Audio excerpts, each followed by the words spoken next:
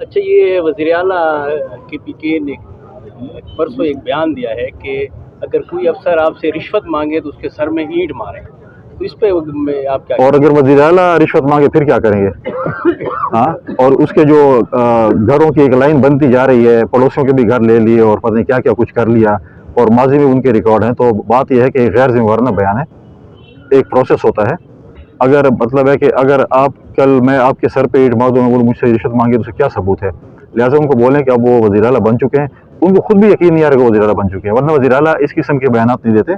वज़ीर आला जिम्मेवाराना बयान देते हैं।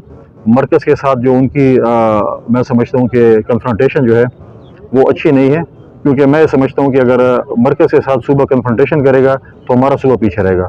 आपके पास तनख्वाह देने के पैसे नहीं हैं, आपने फॉर्मर फाटा को 100 अरब का रुपए का सालाना वादा किया कि आपकी डेवलपमेंट होगी, आपके सूबे में डेवलपमेंट होगी, आपके CCI की मीटिंग में जाना है, आपने